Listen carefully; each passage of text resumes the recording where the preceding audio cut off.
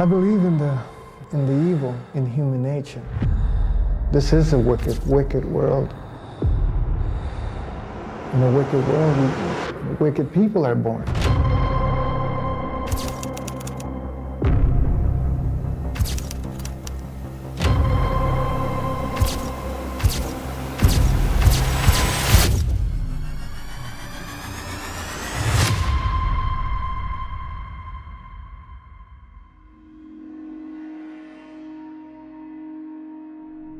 Преступления против детей всегда отзываются болью не только в сердцах безутешных родственников, но и всех тех, кто так или иначе сталкивается с примерами нечеловеческой жестокости. Это выходит за грани представления о добре и зле. Лишить беззащитного ребенка жизни способен только самый отъявленный негодяй, и кажется, что нет такого наказания, которое могло бы оказаться справедливым за совершение жуткого преступления. При этом зачастую внешне убийца может ничем не выделяться из толпы, и возмездие порой существенно запаздывает.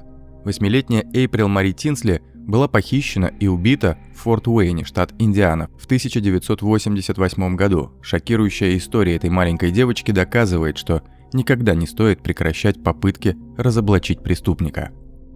Эйприл Мари Тинсли родилась 18 марта 1980 года в маленьком городке Форт Уэйн, штат Индиана. Она была первым, единственным и любимым ребенком Джанет Тинсли. Женщина всегда мечтала о маленькой девочке со светлыми волосами. Именно такой Эйприл и была.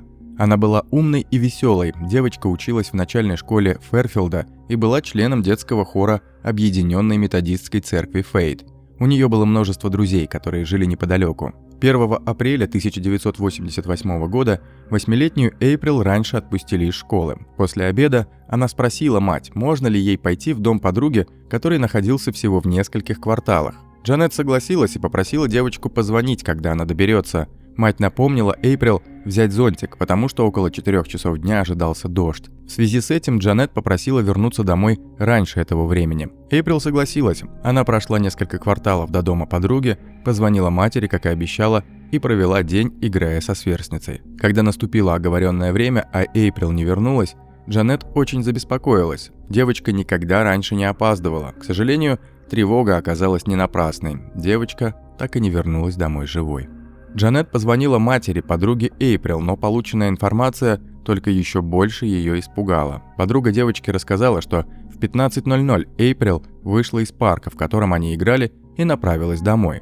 Однако вскоре Эйприл поняла, что забыла свой зонтик в доме подруги и направилась за оставленной вещью. Однако мать подруги сказала, что девочка к ним не приходила. Зонтик Тинсли все еще был у них дома. Джанет запаниковала. После безуспешных поисков в течение нескольких часов Джанет позвонила в полицию и сообщила о пропаже дочери. Обыскав территорию в радиусе 20 кварталов, полиция не смогла найти никаких следов маленькой девочки. К сожалению, ничего хорошего это не предвещало.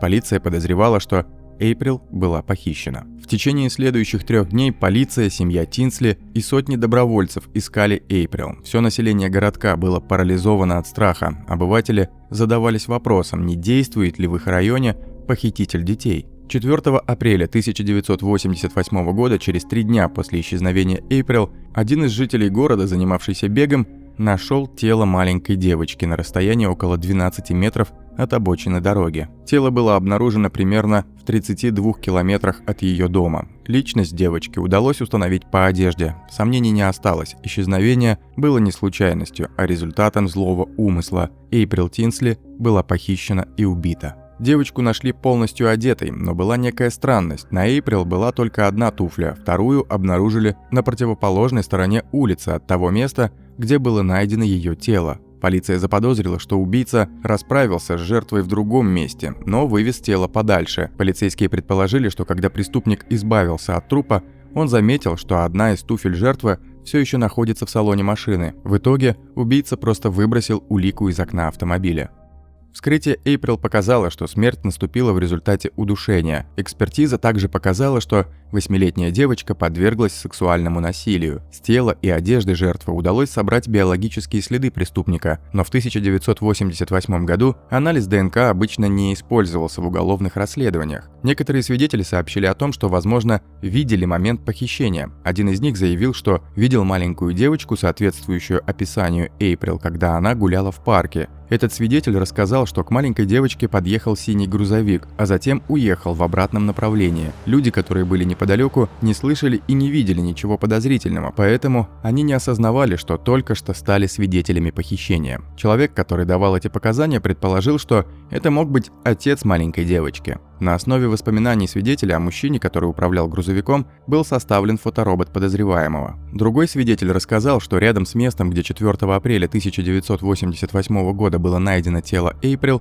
стояла эта же машина. Полиция начала поиск водителя этого автомобиля. Судмедэксперт предполагал, что Эйприл была убита за 1-2 дня до обнаружения тела и высказал предположение, что тело находилось рядом с проезжей частью всего несколько часов до момента обнаружения. Жители Форт Уэйна были в смятении после новостей о том, что маленькую девочку похитили, изнасиловали и убили, когда она гуляла по их безопасному району средь бела дня. 5 апреля 1988 года местные радиостанции учредили фонд вознаграждений. Были созданы дополнительные фонды для похорон Тинсли и для поддержки ее семьи. 8 апреля 1988 года скорбящие горожане собрались в Объединенной методистской церкви Фейт на поминальную службу по Эйприл. Девочка была похоронена в мемориальном парке Гринлон. Несколько недель спустя 90 членов сообщества сформировали организацию, известную как April, с целью обеспечения безопасности детей в сообществе Форт Уэйн. На начальном этапе расследования несколько свидетелей опознали 34-летнего мужчину, который, как оказалось, был членом банды. Его внешность напоминала портрет фоторобота, составленный на основании показаний очевидца. Другие свидетели рассказали, что этот мужчина часто наблюдал за играющими в парке детьми, высказывал замечания о сексуальном насилии над детьми и был членом сатанистского культа. Распространился страх, что убийство Эйприл могло быть частью церемонии жертвоприношения, однако у этого человека не было синего грузовика. Несмотря на показания свидетелей, полиции не удалось найти никаких вещественных доказательств, связывающих этого человека с убийством. Полиция не сдавалась, но ни других подозреваемых, ни улик не было, и дело закрыли. Через 2 года после похищения Эйприл, 21 мая 1990 года, в полицию поступило тревожное сообщение, в котором говорилось об анонимном послании, размещенном на сарае недалеко от Форт Уэйна. В записке, написанной карандашом, говорилось: «Я убил 8-летнюю Эйприл Тинсли. Ты нашел ее другую туфлю? Ха-ха, я убью еще раз». Возле сарая были найдены мелки. Полиция сочла это сообщение правдивым, поскольку тот факт, что другой ботинок жертвы не был найден вместе с телом, не был публично обнародован. Сообщество Форт Уэйна опасалось, что 2 года спустя убийца готовился нанести новый удар. Несмотря на всеобщую настороженность, подозреваемых установить не удалось. В течение следующих 14 лет никаких других зацепок в деле убийства Тинсли не появилось.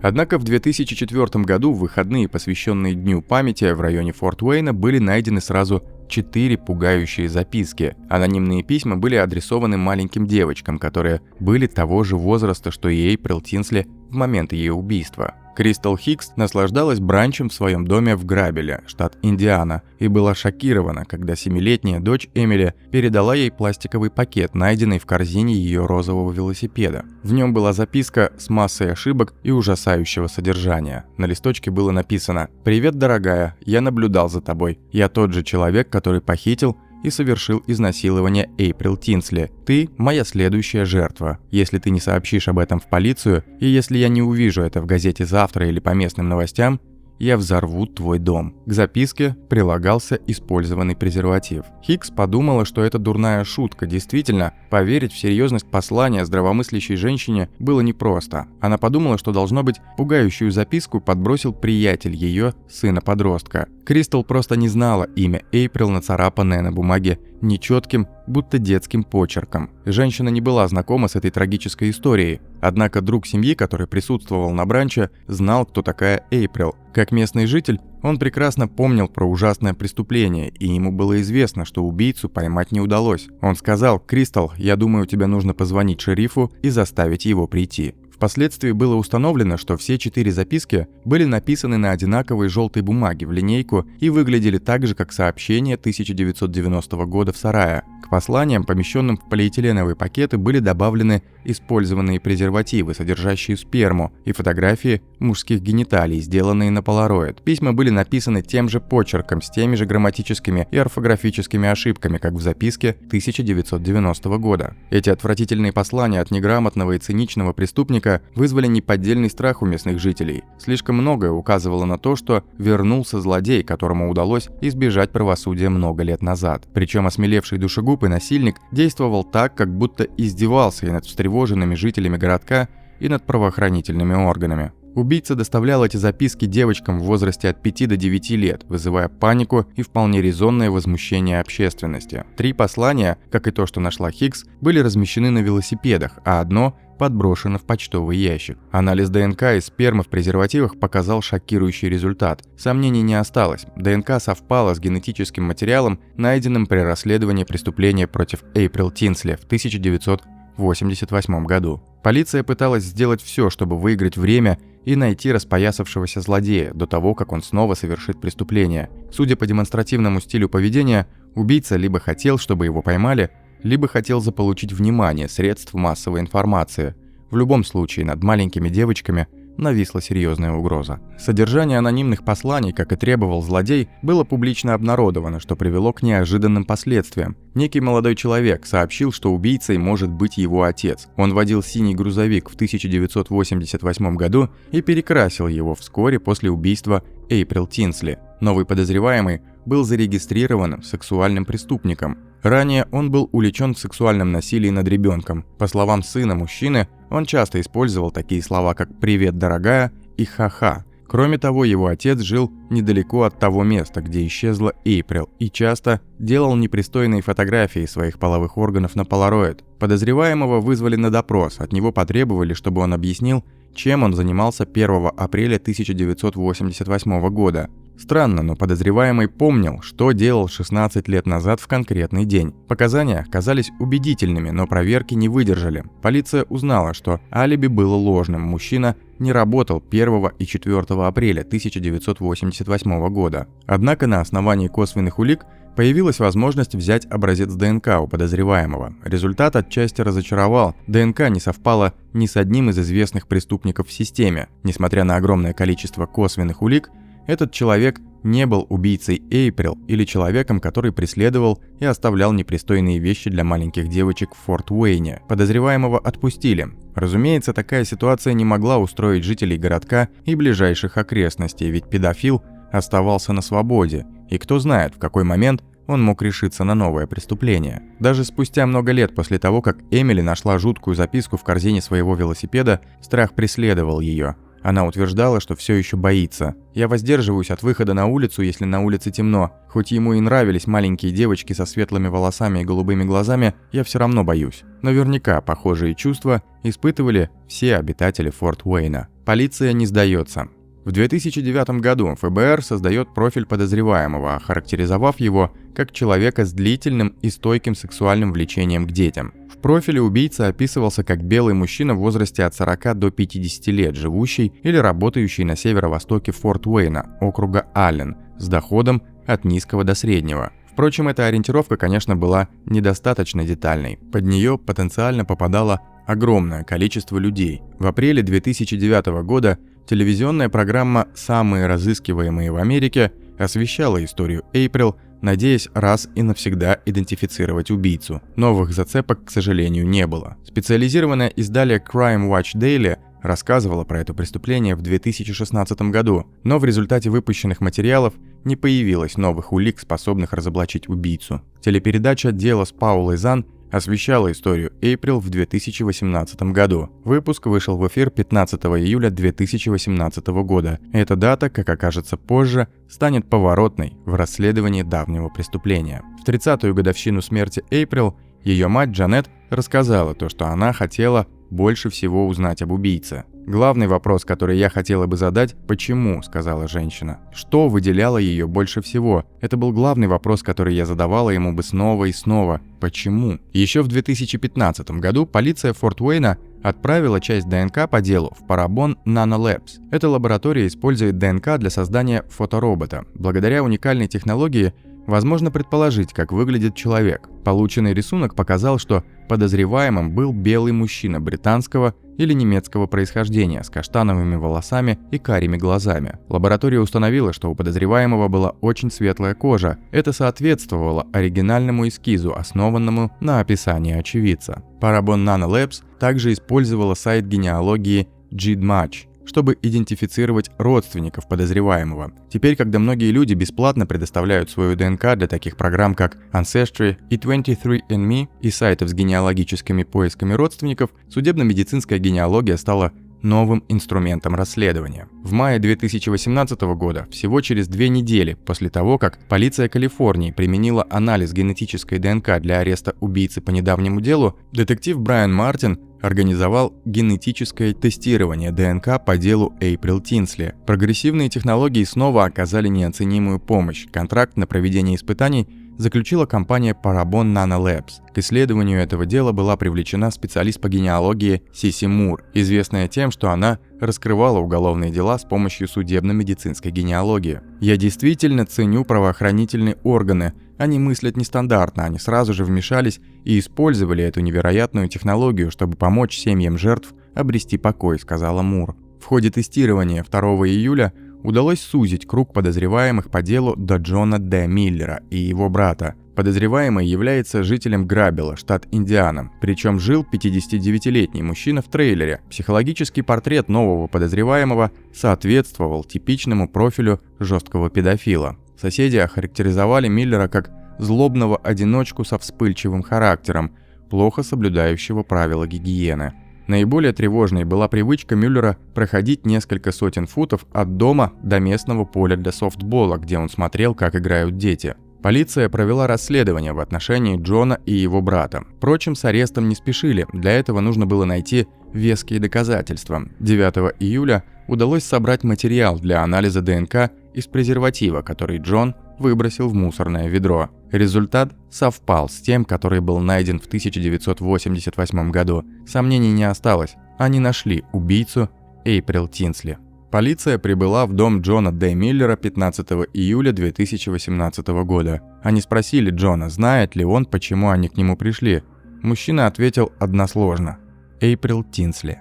Когда детективы попросили Миллера объяснить, что случилось с Тинсли, он сказал: «Я не могу». Позже подозреваемый признался, что 1 апреля 1988 года именно он похитил Тинсли, отвел ее в свой трейлер, где занялся с ней сексом, и убил. Миллер рассказал детективам, что задушил девочку, чтобы она не сообщила о нем. Он сказал, что Эйприл умерла через 10 минут, и что он занимался сексом с уже умершей девочкой, а затем выбросил ее тело. А на следующее утро он отвез подальше от дома и сбросил тело в канаву. Еще через день он заметил, что преступление не освещается в новостях, и решил проехать мимо той самой канавы, в которую он сбросил Тинсли. В этот момент он увидел в машине туфлю своей жертвы и избавился от улики, выбросив через окно. Таким образом, догадка о причине обнаружения туфельки в отдалении от жертвы оказалась верной, как и предположение о посмертном перемещении Эйприл. Местом преступления был его передвижной дом, в котором Миллер продолжал жить и после злодеяния. Хотя после чудовищного преступления прошло более 30 лет, педофил был разоблачен. «Если бы не ДНК, я не думаю, что мы могли бы продвинуться так далеко», сказала тетя Эйприл Тереза Тинсли. Узнав про арест подозреваемого, мать жертвы выразила свое удовлетворение. Джанет Тинсли на протяжении многих лет боялась, что этого так и не произойдет. «Я не могу поверить, что оно, наконец, здесь», сказала женщина, упоминая убийцу дочери в среднем роде.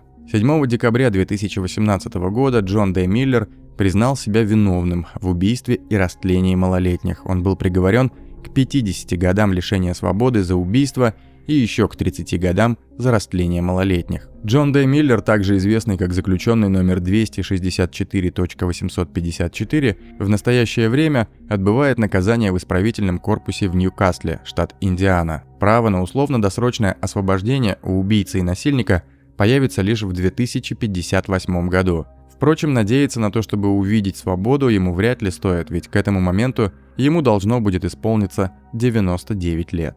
На раскрытие дела Эйприл Тинсли потребовалось 30 лет, но без прогресса и выдающихся достижений в области судебной медицины вряд ли бы удалось восстановить справедливость. К успеху в расследовании привели и самоотверженные усилия группы из 9 следователей, которые не сдавались. В мае 2019 года эти люди стали лауреатами премии Национальной ассоциации полицейских организаций. Жители Форт Уэйна испытали облегчение от того, что убийца Эйприл находится в тюрьме, но боль этого разрушительного преступления никогда не будет забыта. В апреле 2015 года в районе Хоугланд-Мастерсон, Форт Уэйна, началось строительство мемориала, посвященного памяти Эйприл под названием April's Garden. 8 июля 2018 года в этом саду было организовано мемориальное мероприятие в честь несчастной девочки. 4 апреля 2018 года мать Эйприл Тинсли провела запуск воздушного шара в April's Garden. Это мероприятие было посвящено памяти ее дочери и других детей, ставших жертвами насилия. На следующий день в начальной школе Фэрфилда розовое дерево магнолии и скамейка были официально посвящены памяти Эйприл. Дорогие подписчики и гости канала, как вы думаете, можно ли было предотвратить убийство Эйприл? Почему преступнику так долго удавалось скрываться от правосудия? Был бы он задержан, если бы не его наглые послания с образцами ДНК и современные методы экспертиз? Пишите свои ответы в комментариях.